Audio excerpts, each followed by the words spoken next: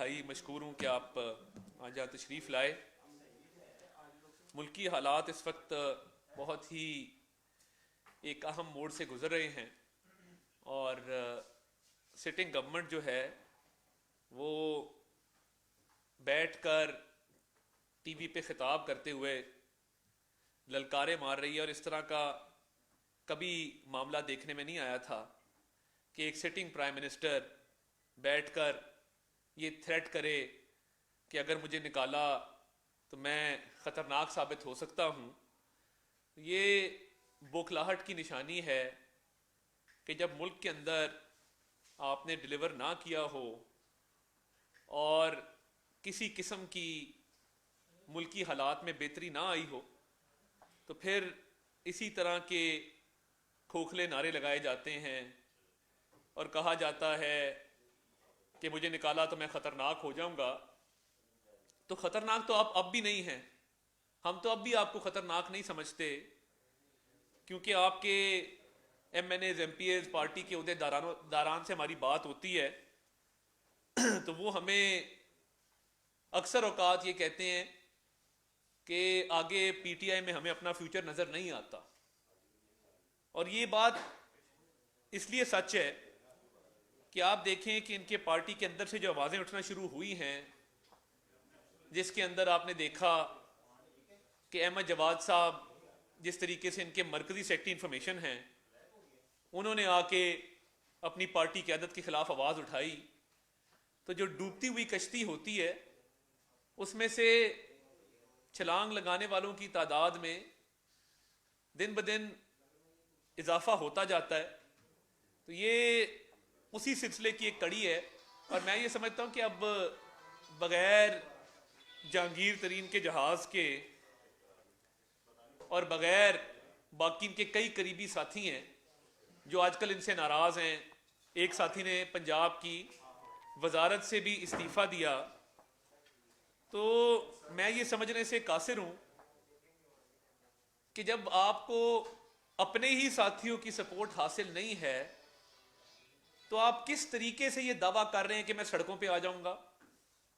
वो तो चलें एक उसकी लॉजिस्टिक्स अपनी जगह पे, मगर क्या आपने नहीं देखा कि तमाम बाई इलेक्शंस में खैबर पख्तूनख्वा से लेके सिंध से लेके पंजाब से लेके बलूचिस्तान तक पाकिस्तान की अवाम आपके खिलाफ वाजे फैसला दे चुकी है। वो वजीराबाद हो, वो डस्का हो, वो खुशाब हो, वो खानेवाल हो, वो लाहौर हो, वो नौशहरा हो, वो चाहे खैबर पख्तूनख्वा का लोकल बॉडीज का इलेक्शन हो। तो ये बात रोज़े रोशन की तरह आया है कि जब आप अपने उस सूबे में जिसमें 8.5 साल से आपकी हुकूमत है उसमें आप मर्दान और पेशावर जैसे शहर हार जाएं तो अब नविश्ता दीवार है कि आने वाले दिनों में आपके साथ क्या होने वाला है। तो मैं समझता हूं कि ये इस काबिल भी नहीं है कि अभी गवर्नमेंट में हैं, आए अपनी मर्जी के किसी शहर में कोई एक जलसा करके दिखाएं, ये सरकारी मशीनरी को हटाएं और आवाम से आके बात करें। क्योंकि मैंने जो ऑन ग्राउंड पोजीशन देखी है, हम जो लोगों से मिलते हैं गली मोहल्लों में, बाजारों में, चौकों चौराहों में, लोगों में बढ़ती हुई महंगाई, बेरोजगारी, गुर्बत की वजह से जो गम गुस्सा है उसमें दिन ब दिन इजाफा हो रहा है। और मैं आपको बताऊं कि जो बाई इलेक्शन में लोगों के तासुरात थे वो काबिल बयान नहीं हैं। लोग किन किन अलकाबात से इमरान खान को और इस जमात को नवाजते हैं। और कराची जैसे शहर में आप देखें, 6ठे नंबर पे फैसल वाडा की छोड़ी हुई सीट पर PTI 6ठे नंबर पर आई। लाहौर के इलेक्शन में राह फरार इख्तियार की गई और अपने कागज रिजेक्ट करवाए गए ताकि अवाम के सामने जाकर वोट मांगकर जिल्लत का सामना ना करना पड़े। तो ये शायद इनको भी समझ नहीं आ रही और वक्त है क्या, क्योंकि इस्लामाबाद में बैठकर ज़मीनी हकायक का उस तरीके से अंदाज़ा नहीं लगाया जा सकता। और मैं अब ये समझता हूँ कि कारकर्दगी तो इस सिरे से थी ही नहीं, और उसमें मईशत की तबाही के जिम्मेदार इमरान खान साहब हैं। एक ही बयानिया इनके पास बचा था, वो झूठा और खोखला एहतसाब का नारा था। उसमें भी इन्होंने अपनी नाकामी आप तस्लीम कर ली है। शहजाद अकबर से जो इस्तीफा लिया गया वो इस बुनियाद पर लिया गया कि उनकी कारकर्दगी ठीक नहीं थी। इमरान खान साहब ने ऑपोजिशन के मौकफ की तायद की, और मैं तो पिछले 2 हफ्ते से कह रहा था कि ये शहजाद अकबर फारिग होने वाला है। और इससे पहले मैंने ये भी बात की थी कि शहजाद अकबर अनकरीब मुल्क छोड़ के भागेगा। एक प्रेस कॉन्फ्रेंस के दौरान ये मैं बात कर चुका हूं। तो हमें यह खदशा मौजूद है कि 3.5 साल इस मुल्क में झूठे एहतसाब के नाम पर बदतरीन इंतकामी कार्रवाइयां करवाने वाला शख्स जिससे कल इस्तीफा लिया गया है, वो इस मुल्क की तबाही का बराबर का जिम्मेदार है। और मैं ये मुतालबा रखना चाहता हूं कि शहजाद अकबर क्योंकि भागने के मंसूबे बना रहा है, फिलफौर उसका नाम ECL के अंदर डाला जाए। अगर अगले 4 दिनों के अंदर उसका नाम ECL में नहीं डाला जाता, हम बाकायदा दरखास्त देंगे कि शहजाद अकबर का नाम ECL में डाला जाए। और ना सिर्फ ये जो एसेट रिकवरी यूनिट जिसकी कोई कानूनी हैसियत नहीं है, ये एसेट रिकवरी यूनिट किस कानून के तहत कायम किया गया? इस एसेट रिकवरी यूनिट के हवाले से चंद सवालात हैं कि इस एसेट रिकवरी यूनिट ने कौम का अरबों रुपया खर्चा तनख्वाहों की मद में, बैरून मुल्क दौरों की मद में, तहकीकाती जो इनका प्रोसेस था उसके दौरान, तो वो जो अरबों रुपया खर्चा गया है गैर कानूनी तौर पे, उसका कौन जिम्मेदार है? और वो पाकिस्तानी अवाम के टैक्स का पैसा वो कौन वापस लाएगा? इस्तीफा लेना काफी नहीं है। शहजाद अकबर के खिलाफ JIT बननी चाहिए, मुकम्मल तहकीकात होनी चाहिए कि किस तरीके से इसने एसेट रिकवरी यूनिट में बैठ के एहतसाब के नाम पे जो इंतकाम का एक सिलसिला शुरू किया था, उसके अंदर कौम का जो पैसा खर्च हुआ उसकी वापसी कैसे मुमकिन होगी? और एसेट रिकवरी यूनिट में बैठ के शहजाद अकबर ने एसेट बनाए भी इसी लाहौर शहर में, बेदिया रोड पर एक नए फार्म हाउस की तामीर की गई। ये इक्तदार में आने से पहले या जब आप मुशीर लगे उससे पहले तो आपका लाहौर में कोई फार्म हाउस नहीं था। तो ये फार्म हाउस आपने किन जराए से बनाया और इसको डिक्लेयर क्यों नहीं किया? ये मेरा शहजाद अकबर से सवाल है। और जो इनकी स्पेन के अंदर प्रॉपर्टी है उस हवाले से भी वजाहत की जाए कि वो इन्होंने अपने अहलिया के नाम पे ये प्रॉपर्टी क्यों रखी हुई है। तीसरा मेरा सवाल शहजाद अकबर से ये है कि जब आपके भाई पर ये इल्जाम लगा कि वो रावलपिंडी की एक जमीन पर काबिज होने के लिए सरकारी मशीनरी इस्तेमाल करते हुए मौके पर पहुंचे थे, तो आपने उस जिले के DC और CPO का तबादला करवाया। यानी आपका भाई गैर कानूनी काम करे और उसकी सजा इंतजामिया को भुगतनी पड़े। शहजाद अकबर के जराइम की फहरिस्त ना खत्म होने वाली है। हम भरपूर कानूनी चाराजोई करने का हक रखते हैं और ये एसेट रिकवरी यूनिट के तहत जो एसेट्स बनाए गए हैं इसका एक एक पाई का आपको जवाब देना होगा। इस तरह आपको भागने नहीं देंगे। आपने इस मुल्क के एक एक तबके को टारगेट किया, सहाफियों से लेकर सियासतदानों से लेकर। आपने एक सिटिंग सुप्रीम कोर्ट के जज के खिलाफ रेफरेंस दायर करवाया।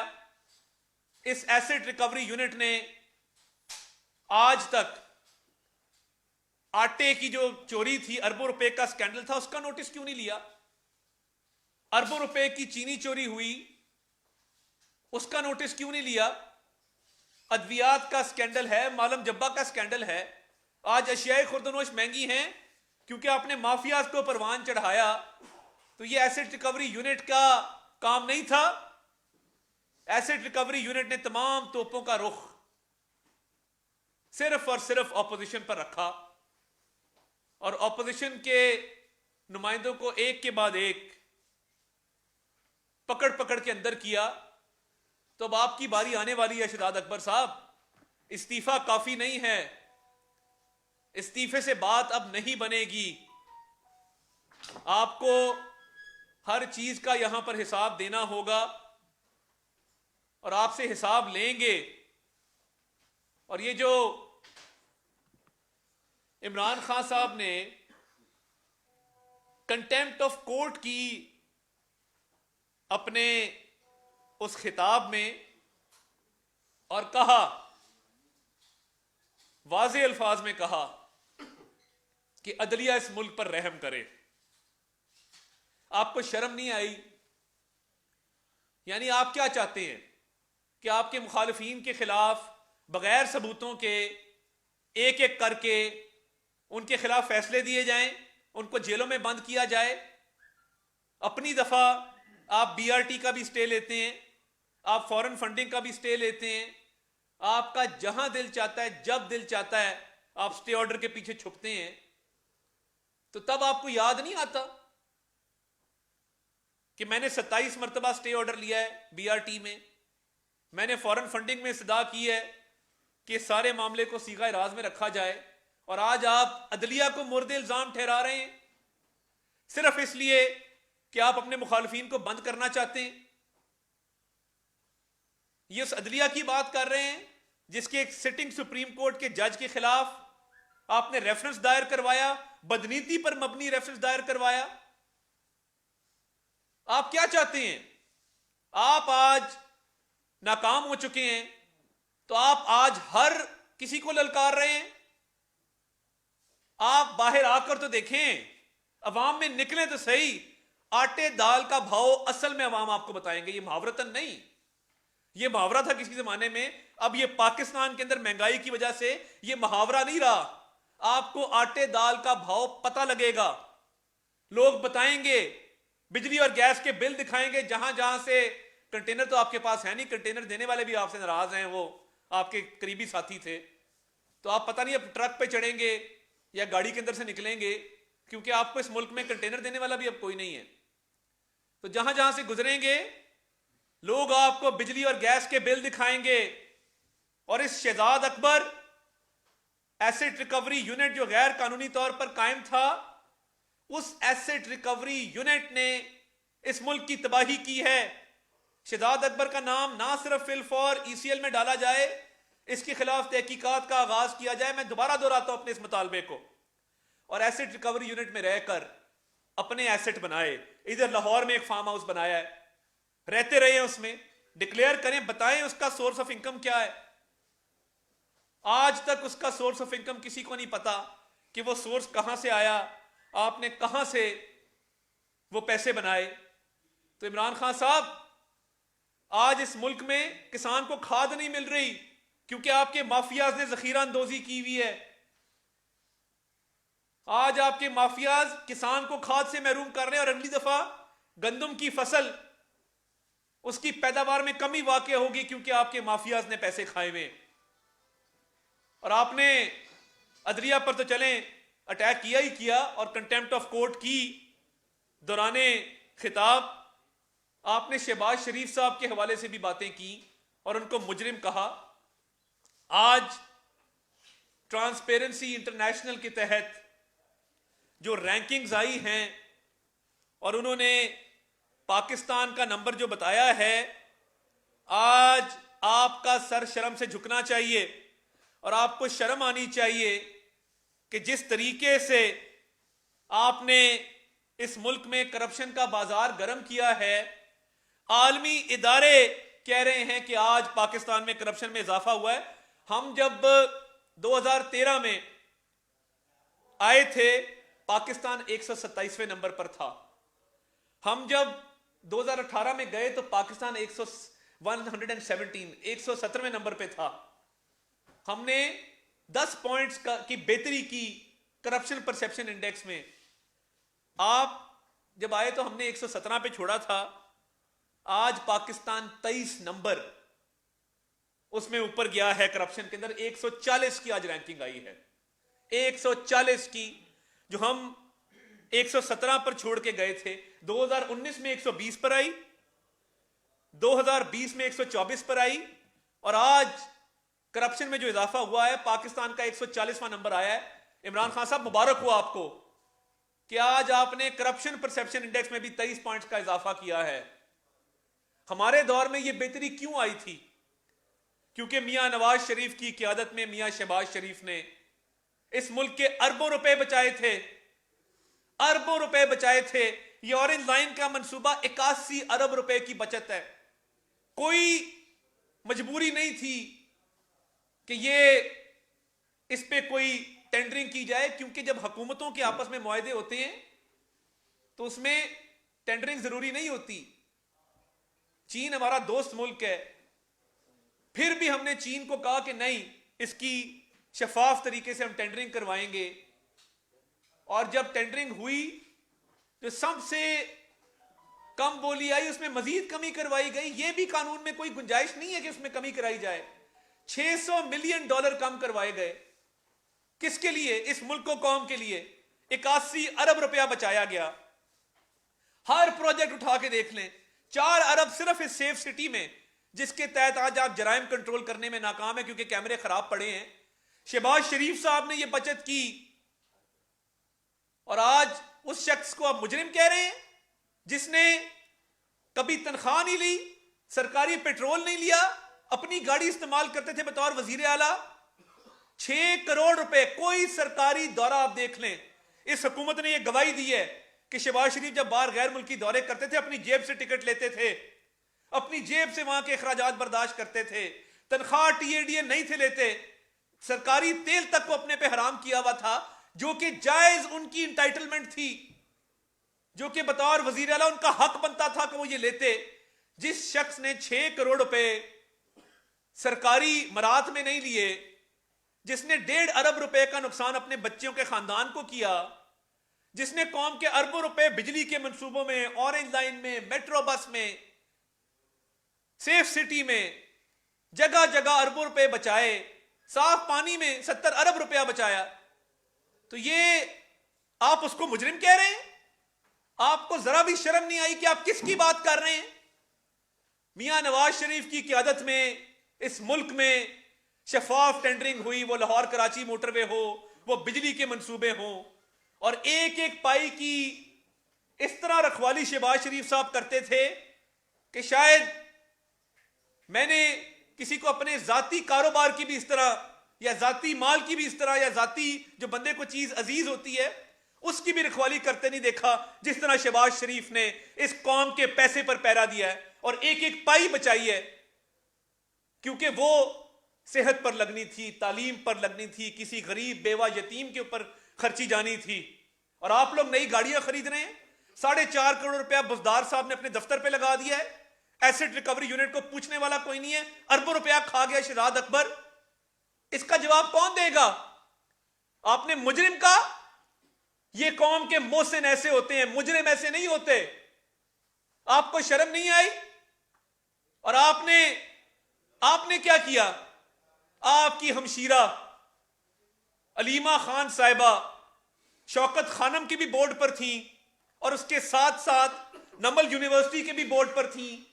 सरकारी तौर पर या ऑफिशियली वो एहतियात लेती रही हैं, और जब उनका मामला आया आमदन से ज्यादा असासों का, और बाहर जो उन्होंने प्रॉपर्टीज बनाई, तो आपने उसको रेगुलराइज करवा दिया एफबीआर से। आपने कागजों में रद्दबदल करके कहा मेरा कोई ताल्लुक नहीं है। इमरान खान साहब, आपका अलीमा खान के कारोबार से बहुत गहरा ताल्लुक है, यह बेनामी कारोबार है, क्योंकि आपने उनको हर बोर्ड पे अपने साथ रखा है। अलीमा खान का क्या काम था शौकत खानम के बोर्ड पे या नमल यूनिवर्सिटी के बोर्ड पर? उनका क्या तुक था कि वो बतौर बोर्ड मेंबर वहां बैठती और लोगों से डोनेशन इकट्ठे करती? आपको हिसाब देना होगा, क्योंकि अलीमा खान के आप बेनामीदार हैं। आप हमें ताने देते हैं बच्चों के कारोबार के, तो आप उठा कर देख लें रिकॉर्ड। चीनी पर 1 रुपए की कभी सब्सिडी नहीं दी, बल्कि नुकसान किया।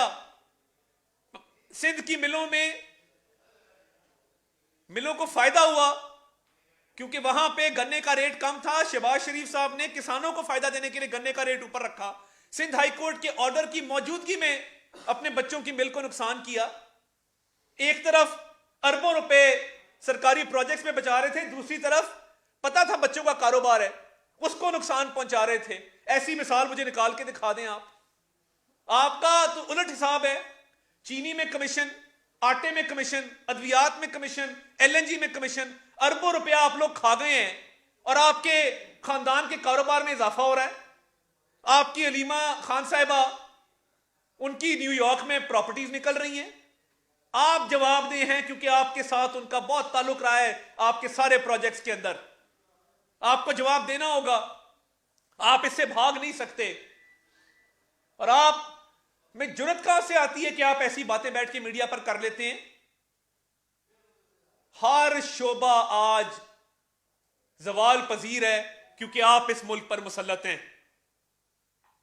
जितने स्कैंडल आए हैं, हर स्कैंडल में आपके हाथ करप्शन में रंगे हुए हैं, और आलमी इदारे ने आज उसकी शहादत दे दी है। आपके खिलाफ ट्रांसपेरेंसी रिपोर्ट देता है, चार्जशीट देता है, और उधर हमारे हवाले से यूके की दुनिया की बेस्ट क्राइम एजेंसी कहती है कि शहबाज शरीफ पे करप्शन का इल्जाम नहीं है, इख्तियारात के नाजायज इस्तेमाल का इल्जाम नहीं है। वो सुलेमान शहबाज को भी कहती है कि हमें कुछ नहीं मिला, हम ये तहकीकात बंद करना चाहते हैं। हमें आलमी इदारे बरी कर रहे हैं, आपके खिलाफ रोज एक रिपोर्ट आ रही है। आपके दिन अब गिने जा चुके।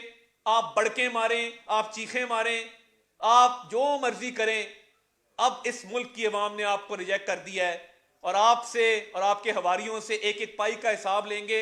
और शहजाद अकबर, तुम भाग नहीं सकोगे, ये मैं तुम्हें बता दूं। तुम्हें हिसाब देना होगा। तुमने जो इस मुल्क को, कौम की तबाही के तुम जिम्मेदार हो। अदालतों में अगर अब सबूत नहीं है, तो ये तुमने झूठे केस बनाए थे, इसलिए सबूत नहीं है। और ये इमरान खान की आदत है, वो कहते हैं कप्तान जिसको चाहे तब्दील कर दे। जरूरत कप्तान की तब्दीली की है। दुनिया की क्रिकेट में ये असूल है, जो क्रिकेट की मिसालें देते हैं, कि जब टीम 100 मैच हार जाए तो फिर कप्तान को तब्दील किया जाता है, खिलाड़ियों को बार बार तब्दील नहीं किया जाता।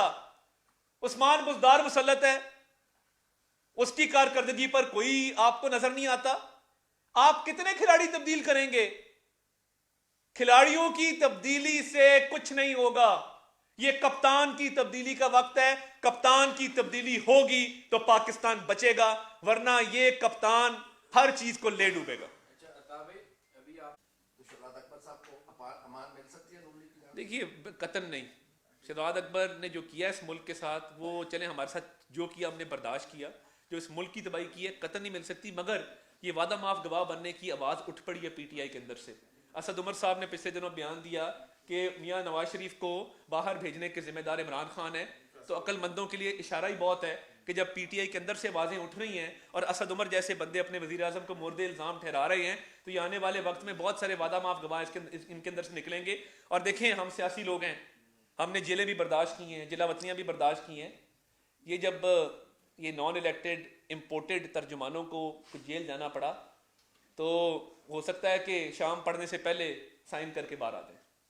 अच्छा, शहबाज शरीफ को जो नोटिस दिया है हुकूमत ने 10 दिन का, उसमें जवाब कहा है कि जवाब दें कि वो गारंटर थे और वो क्यों उसमें नाकाम हुए, तो वो उसके लिए क्या आपका मौक़िफ़? देखिए, अच्छा, आप वकील भी एक गारंटर की क्या रिस्पांसिबिलिटी होती है? देखिए, एक तो आप उस एफिडेविट को पढ़ें, उस पर क्या दर्ज है। वो जो एफिडेविट है, जो शहबाज साहब ने भी साइन किया है, मियां नवाज शरीफ साहब ने भी साइन किया, और अदालत के रूबरू वो अदालत के ऑर्डर का हिस्सा भी है। मैं तो सारे केस को खुद देख रहा था। उसमें ये दर्ज है कि 8 हफ्तों में मियां साहब को वापस लाया जाएगा, या तब वापस लाया जाएगा जब उनके डॉक्टर्स उनको डिक्लेयर कर देंगे कि ये ट्रैवल करने के लिए फिट हैं और ये वापस जा सकते हैं। तो वो तो बड़ा क्लियर है। अब ये सियासी शोबदाबाजी के लिए अगर इसको एक उस तरह का रिपोर्ट्स भी जमा करानी थी, तो हमने पीरियोडिक, अंग्रेजी का लफ्ज पीरियोडिक इस्तेमाल किया गया कि वक्तन फवक्तन हम रिपोर्ट जमा कराएंगे।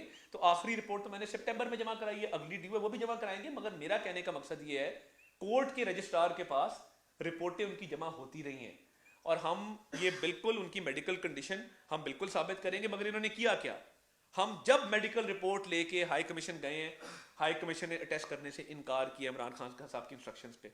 हमें मजबूरन उनको नोटराइज करा के भेजना पड़ा। शुरू की कुछ रिपोर्ट्स जरूर उन्होंने अटेस्ट की थी, मगर जो पिछली 3-4 रिपोर्ट्स हैं उस पे हाई कमीशन ने इनकार किया था।